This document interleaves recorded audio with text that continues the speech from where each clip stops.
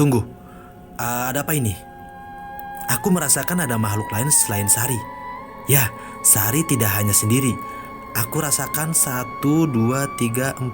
Ada 4. Dengan energi yang lebih besar dari Sari. Aku melirik ke belakang dan melihat Satrio yang muncul di depan pintu. Aku berikan isyarat untuk dia jangan mendekat dan tetap di rumah. Satrio yang paham lalu mundur dan mengamatiku dari balik jendela. Aku memutar badan dan mencari sosok itu, di mana dia tidak ada. Aku takut jika 4 makhluk lain itu adalah jin yang pernah aku lawan.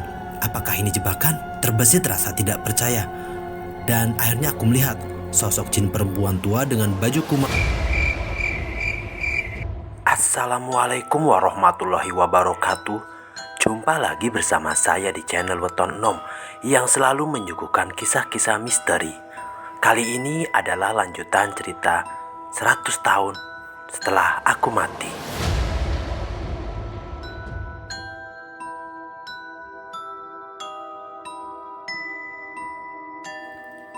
Setelah sekian jam perjalanan, aku sudah sampai di depan rumah itu. Rumah yang menjadi awal dan akhir dari cerita ini. Aku ketuk pintu yang mulai termakan usia, dan seorang laki-laki muda membuka pintu itu. Gagah, dengan tubuh yang lebih kecil dariku, namun kekar berisi. Baret hijau masih dia kenakan, dengan lambang kesatuan Kostrad, epolet di bahunya, menunjukkan pangkatnya sebagai seorang sersan mayor. Aku bersalaman dengannya, seorang tentara yang tidak jauh beda umurnya denganku, bernama Satrio. Aku diterima dengan baik di sini. Dikenalkan dengan keluarganya, seorang istri dan seorang anak seumuran Abima. Hal itu membuatku bernostalgia. Kami berbincang, dan yang membuat aku terheran adalah Satrio mengenal almarhum bapak. Katanya nama Letnan Hartono sudah menjadi legenda di sini. Dedikasi dan pengabdian, serta perilakunya yang masih menjadi contoh. Bahkan setelah 11 tahun beliau meninggal. Coba saja Mas tanya, siapa yang gak kenal Letnan Hartono di sini? Fotonya tercetak besar dan tertempel di dinding sebagai kusuma bangsa yang sudah gugur. Begitu kata tentara yang ramah ini. Setelah obrolan basa-basi berakhir, aku memohon izin untuk ke halaman belakang. Aku tidak mengatakan maksudku, karena mungkin akan sulit dipercaya Satrio. Dan aku pun dipersilakan ke halaman belakang. Aku menapaki rerumputan yang kukenal itu. Aku memandang berkeliling di pekarangan yang dikelilingi dinding setinggi 1,5 meter. Tapi, di mana dia? Di mana Sari? Dia tidak ada. Harum melatinya tidak tercium di sini. Getaran energinya juga tidak terasa. Lantas, di mana Sari? Aku panggil dia dengan teriakan bahasa batin. Sari. Tapi, tetap saja sosok anak kecil yang berumur 106 tahun itu tidak muncul. Dia tidak ada. Di mana dia? Belum habis misteri itu tentang 100 tahun dia menunggu. Kini dia malah menghilang tanpa sebab dan petunjuk. Lalu sebuah tepukan mengagetkanku, di mana itu adalah Satrio. Sebenarnya apa maksud Mas Rizal kesini? Aku sudah mendengar cerita tentang rumah ini, tentang sebuah keluarga yang pernah tinggal di sini yang tidak tenang karena anaknya diganggu penunggu rumah ini. Mas Rizal, tolong jelaskan, apa anak itu adalah Mas Rizal? Aku kaget dengan perkataan Satrio yang menebak dengan betul. Dan di situ aku sudah kehabisan alasan dan mengatakan kenapa aku di sini. Akhirnya aku jelaskan kepada Satrio rangkaian kejadian masa lalu dan alasan utama aku bisa sampai di sini. Sersan Satrio mendengarkan ceritaku dengan seksama sambil sesekali bertanya dan kujawab dengan apa adanya. Dan setelah semua alasanku selesai aku beritahu, dia berkacak pinggang dan memandang ke bawah seperti berpikir, Mas Rizal, bolehkah aku membantu? Aku mungkin tidak seperti Mas Rizal, tapi aku menangkap ada petunjuk karena aku dan keluarga tinggal di sini. Dan aku tidak mau keluargaku tinggal seatap dengan jin yang tidak tenang. Kata Satrio. Ya, menurut Mas bagaimana tentang ini? Ini adalah tahun ke-100-nya, tapi aku tidak bisa merasakan kehadirannya. Aku hanya bisa merasakan sosok lain yang memang sudah lama ikut menghuni di sini. Menurut cerita Mas Rizal tadi, teman Mas itu mengatakan kalau meminta Mas Rizal datang tepat 3 purnama setelah pertemuan terakhirnya dengan Mas Rizal. Tanya Satrio yang menyelidik. Iya, dan itu tepat hari ini. Jawabku dengan yakin. Ada satu hal yang terlewat olehmu, Mas. Jawab Satrio yang menengadah ke langit. Hari ini masih sore. Aku baru sadar setelah perkataan Satrio tadi yang menjelaskan bahwa terlalu dini bagiku. Aku terlalu cepat sampai. Satrio menawarkanku untuk menunggu di dalam rumah. Menunggu sampai mentari yang masih berpijar berganti menjadi rembulan dengan purnama penuh. Aku dijamu dengan baik oleh Satrio. Sersan muda ini tidak menyangkal setiap jawaban dari pertanyaan yang dia tanyakan. Menunjukkan bahwa dia adalah seorang yang rendah hati dan siap mengosongkan gelas untuk sebuah hal yang tabu dia terima. Waktu terus berjalan dan matahari sudah condong ke barat. Rembulan penuh sudah mulai tampak dengan samar dari arah lain, menunjukkan bahwa ini sudah dekat dengan saatnya. Aku sudah menunggu beberapa tahun untuk malam ini. Dan Sari sudah menunggunya tepat 100 tahun. Aku memberikan masukan agar Satrio mengungsi bersama keluarga. Karena aku tidak tahu apa yang akan terjadi malam ini. Dan hal gaib bukanlah sesuatu yang dapat dilawan dengan sangkur atau senapan SS2 miliknya. Satrio setuju, tapi hanya anak dan istrinya yang dia minta untuk malam ini tidak tidur di rumah. Dia memilih ikut denganku, sekedar menemaniku. Dan mendapat pengalaman baru yang tidak bisa dia lihat dan dia rasakan. Aku tersenyum dan dalam hati berkata, kalau nama Satrio pantas dia sandang. Kami menunggu di dalam rumah, ditemani kopi dan makanan yang disediakan istri Satrio. Aku menganggapnya sebagai seorang yang amanah untuk menjaga rahasia. Maka ketika dia bertanya, maka aku jawab dengan apa adanya. Kecuali bagian ketika aku sudah pernah kehilangan istri dan sudah beristri lagi. Aku hanya mengatakan bahwa aku sudah berkeluarga, yang tanpa dibantah dan dijawab dengan kalimat tasbih oleh Satrio. Dia menghormatiku tanpa banyak bertanya, karena dia tahu pertanyaan yang berkaitan dengan masa laluku berarti aku mengorek luka yang sudah kering. Aku menunggu cukup lama. Sudah lewat jam 9 malam, tapi tidak ada tanda kemunculan apapun. Di situ aku mulai khawatir kenapa dan ada apa ini. Aku pasang indraku untuk memaksimalkan kebatas kepekaan maksimal yang aku bisa. Tetapi tetap saja energi yang aku rasakan hanyalah berasal dari penghuni lain sekitar. Asbak di depan Satrio sampai penuh dengan abu dan puntung rokok yang dia sulut terus-menerus. Mas Rizal tidak perlu khawatir. Malam ini mungkin akan jadi penantian yang pantas untuk Mas Rizal. Aku merasa ada maksud baik dari 100 tahun ini. Dan mungkin hal itu tidak bisa dijelaskan selain dari penafsiran orang yang mengerti dari hidup Mas Rizal. Kata Satrio yang sepertinya tahu kenapa aku gelisah. Aku mengangguk dan mengerti maksud kalimat bijak yang dia katakan barusan. Aku ikut duduk dan tetap berusaha merasakan di mana posisi Sari sambil berbincang dengan Satrio. Tutur bener puniku, saya tine apantes tiniru. Nadian metus saking wong sudra pepeki, lamun becik enggone muruk, iku pantes siro enggo. Waktu itu jam 10 malam, saat aku masih sabar menanti Sari dan terdengar tembang yang familiar, tembang mocopat, yang mungkin hampir mirip seperti ini. Tembang itu ditulis dalam bahasa Jawa yang tidak aku mengerti dan mungkin berarti seperti ini. Ucapan benar itu sejatinya pantas diikuti, meskipun keluar dari orang yang rendah derajatnya. Jika baik dalam mengajarkannya, itu pantas kamu pakai. Suara tembang Jawa dengan suara tinggi itu terdengar jelas di telingaku. Diiringi suara gending dan harum melati yang sangat pekat tercium menyengat di hidungku. Aku sontak berdiri dan memandang keluar jendela. Aku lirik Satrio yang dia hanya mengikuti gerakanku tanpa bertanya. Akhirnya aku merasakannya. Energi itu. Aku hafal ini adalah milik Sari. Aku keluar rumah dan masuk ke halaman. Aku jelas merasakan energinya, tapi Sari belum menampakkan diri. Tunggu, ada apa ini? Aku merasakan ada makhluk lain selain Sari. Ya, Sari tidak hanya sendiri. Aku rasakan 1, 2, 3, 4. Ada 4. Dengan energi yang lebih besar dari Sari. Aku melirik ke belakang dan melihat Satrio yang muncul di depan pintu. Aku berikan isyarat untuk dia jangan mendekat dan tetap di rumah. Satrio yang paham lalu mundur dan mengamatiku dari balik jendela. Aku memutar badan dan mencari sosok itu, di mana dia tidak ada. Aku takut jika 4 makhluk lain itu adalah jin yang pernah aku lawan. Apakah ini jebakan? terbesit rasa tidak percaya. Dan akhirnya aku melihat sosok jin perempuan tua dengan baju kumal dan berdarah di kakinya. Dia tersenyum dan memandangku dengan tajam. Kemudian muncul lagi sosok hantu laki-laki muda dengan penampilan luka menganga di dadanya yang seperti habis ditebas pedang. Sosok lain tidak lama kemudian muncul dengan wujud yang hampir sama dengan wajah yang sangat buruk. Dan setelah itu ada satu lagi, sosok yang lebih tua, berwujud bapak-bapak dengan leher yang seperti disayat dan hampir terpotong. 3 dari mereka membawa benda yang ketika mereka hunus ternyata itu adalah golok. Aku bersiap dengan kemungkinan buruk dan aku pagari diriku sendiri. Jantungku berdebar saat mereka semuanya melayang dengan cepat menuju ke arahku. Sial, ini jebakan, pikirku yang siap melawan.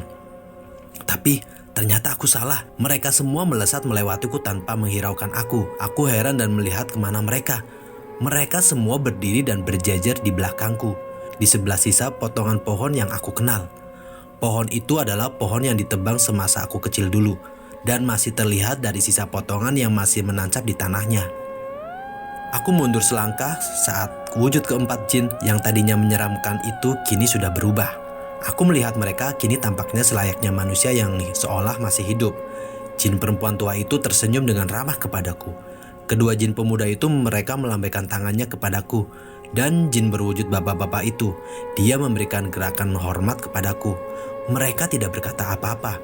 Mereka yang berbaris dalam satu saf tiba-tiba jatuh terpelanting ke belakang dan seolah lenyap. Ada apa ini? Aku bingung dengan maksud kejadian ini. Dan saat semuanya masih tanda tanya di otakku, sosok yang aku cari muncul. Anak kecil berumur 6 tahun itu, Sari, yang datang dengan melati di tangannya. Kamu menepati janjimu, Rizal. Ucapnya riang. Sari, apa maksud semua ini? Tanyaku dengan suara terbata. Kamu harusnya paham, Rizal. Mereka adalah keluargaku yang semuanya bernasib sama denganku. Dan malam ini kamu datang bukan hanya untukku, tapi untuk mereka semua. Mungkin kamu belum pernah melihat mereka, karena mereka memang tinggal di sini dan tidak menampakkan diri kepadamu. Akhirnya mereka memintaku untuk mewakilinya. Rasa dendam kami yang membuat kami tidak tenang. Rasa tidak senang kami terhadap manusia membuat kami tidak mau kembali ke alam kami. Tidak seperti ruh dari mereka yang sebenarnya yang mungkin sedang menikmati nikmat kubur karena mereka mati secara syahid. Tapi semua berubah saat aku mengenal Rizal kecil, seorang anak polos, seorang anak kuat yang akan menghadapi hal yang sulit dibayangkan sesamanya. Seorang anak yang ikhlas menghadapi cacian dan hujatan tidak adil dari sesamanya. Sebenarnya kami sudah tenang begitu kami mengenalmu bahwa masih ada manusia yang luar biasa sepertimu, yang menurut kami, kamu akan membawa sebuah perubahan untuk sesamamu. Entah bagaimana caranya, kamu sudah menghilangkan dendam kami, dan kami mulai sedikit percaya kepada manusia. Tapi entah kenapa kami menjadi tidak tenang lagi. Kami takut kamu akan menyerah dari takdir yang menghantuimu, dari usilnya bangsa kami dan bangsamu sendiri, dari kenyataan nafsu dan amarah yang kamu miliki. Kami semua takut manusia yang membuat kami percaya kalah oleh kejamnya alam fana. Maka aku dan keluargaku menunda untuk kembali sampai melihatmu cukup dewasa dan sudah menghadapi ujian terbesarmu. Dan kata bapakku, mungkin kamu akan mencapai kedewasaan lahir batin di 100 tahun setelah aku mati. Dan ternyata benar, kamu bisa melalui semuanya tanpa menyekutukan Tuhanmu. Kini kami tenang saat melihatmu benar-benar bisa dipercaya oleh kami. Tinggal sekarang bagaimana kamu membuat golonganmu sendiri percaya bahwa kamu dapat merubah semuanya. Tatanan yang salah, yang selama ini banyak dilakukan manusia. Rizal, 100 tahun setelah aku mati tidak berarti apapun, karena kami sudah tenang saat kami mengenalmu semasa kecilmu. 100 tahun setelah aku mati dibuat untukmu, untuk melihatmu menjalani sebuah jalan yang tidak tentu bisa dilalui semua orang.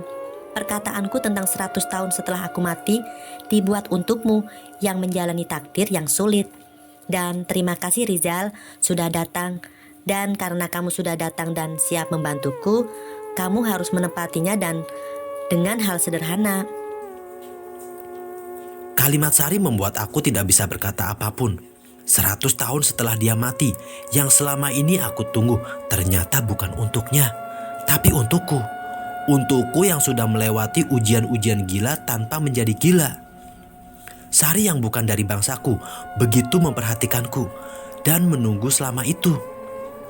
Aku tidak tahu mesti bilang apa setelah misteri terbesar dalam hidupku yang selama ini aku cari tahu ternyata sudah aku jalani tanpa terasa. Dan ketika aku masih tidak percaya dengan perkataan Sari, Sari sekali lagi menampakkan wujud dewasanya. Sari, Risa, ya seperti itulah pemandangan yang bisa membuatku seperti dekat dengan belahan hatiku, sekaligus terasa menggorok hatiku dan membuatnya menjadi perih lagi. Sari yang di depanku, tapi aku bayangkan adalah Risa yang di depanku karena miripnya mereka. Dan untuk hal ini, untuk kemiripanku dengan Risa, aku sendiri tidak tahu. Mungkin ini salah satu takdir itu sendiri. Jawabnya sambil menyerahkan sekuntum melati kepadaku. Aku terima melati dari Sari berwujud Risa itu. Dan aku menangis. Ternyata aku akan kehilangan dua bunga indah yang sama persis, yang hanyut di sungai fana dunia. Selamat tinggal Rizal, terima kasih. Seluruh dunia akan berterima kasih kepadamu. Dan jika tidak keberatan, meskipun kami sudah tenang, kamu bisa menggali tempat ini dan memakamkan kami dengan layak. Sari menjatuhkan dirinya ke belakang dan hilang secara misterius, persis seperti 4 makhluk tadi. Aku tertegun di tempat berdiri. Bahkan aku tidak sempat berucap apapun saat Sari pergi. Tanpa sadar, aku sudah kehilangan bunga terakhir itu. Aku tampar pipiku sendiri dan segera berteriak ke arah Mas Satrio untuk meminta cangkul atau benda apapun yang bisa digunakan untuk menggali. Malam itu, aku dan Satrio menggali tanah di sekitar potongan pohon yang sudah ditebang lebih dari 20 tahun itu. Akar dari pohon yang sudah tua ini jauh tertancap di tanah yang mempersulit kami menggali. Satrio terus menggali tanpa bertanya, sama sepertiku yang tanpa bicara, dan dengan sekuat tenaga mempercepat kerjaku. Setelah cukup dalam menggali, akhirnya kami menemukan mereka. Tulang-tulang yang sudah berkubur tepat 100 tahun lalu, kini mereka kutemukan.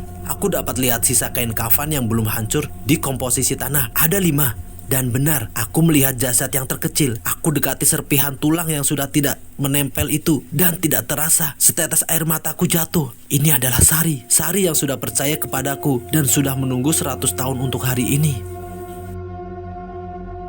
Hari pemakaman ini harusnya sudah menjadi 100 tahun lalu. Aku meletakkan pusara itu di atas tanah yang menjadi persemayaman terakhir Sari beserta keluarganya.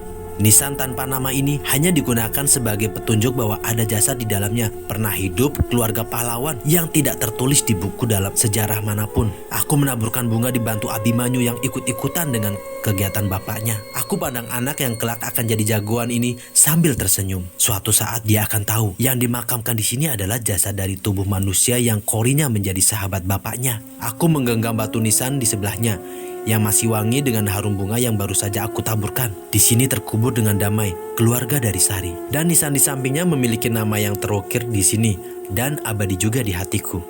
Di sini beristirahat dengan damai almarhumah Risa Ayunintias binti Hamzah Syarif Atmojo. Wanita luar biasa cantik, cerdas, dan baik yang harus meninggalkan suaminya. Seorang yang menolongku, yang menjadi impian dari trilogi kehidupanku, yang memberikan aku cahaya saat gelap hati membelenggu. Walaupun kini sudah tiada, cintanya tetap bisa aku rasakan dalam keabadian. Makam ini adalah makam dari mantan istriku dan masih menjadi ibu dari Abima. Karena kalian tahu, ada yang namanya mantan pacar, mantan istri, dan mantan suami.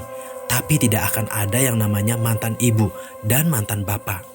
Aku memiliki istri lagi dan dia tidak akan pernah bisa menggantikan posisi Risa sebagai ibunya. Istriku ini akan menjadi sahabat bagi Abima. Dia akan jadi wanita yang membesarkan Abima menjadi laki-laki yang lebih gagah berani dari bapaknya ini. Dia yang akan menemaniku sampai aku besok juga dimakamkan di sini oleh Abima dan bergabung bersama Sari dan Risa. Aku menikah lagi, terkesan terlalu cepat ya. Tapi bukan berarti aku tidak mencintai Risa. Aku melakukan ini karena besarnya cintaku kepadanya. Aku genggam tangan istriku yang penuh pengertian ini dan mengajaknya pulang ke kehidupan kami dengan sejuta tantangannya. Tantangan 100 tahun setelah aku mati dari Sari sudah aku lewati. Dan ternyata tidak mempunyai arti begitu besar bagi Sari. Melainkan artinya sangat mendalam buatku. Sari sudah percaya kepadaku. Tinggal sekarang bagaimana membuat orang lain percaya padaku tanpa memaksa mereka. Jangan anggap ini adalah cerita yang berakhir sad ending. Justru sebaliknya, cerita ini adalah cerita happy ending bagi kalian yang mau mengambil hikmahnya. Baik aku dan istri sedang berbahagia. Bahagia setelah semua beban ini dapat aku lepaskan dan dituntaskan. Jangan kalian bandingkan istriku ini dengan Risa. Tapi jika kalian tanya siapa yang lebih aku cintai, maka akan aku jawab, dia. Yang istriku sekarang, yang menemaniku, insya Allah sampai akhir hayatku nanti. Oh iya, kalian belum berkenalan dengan istriku. Nama istriku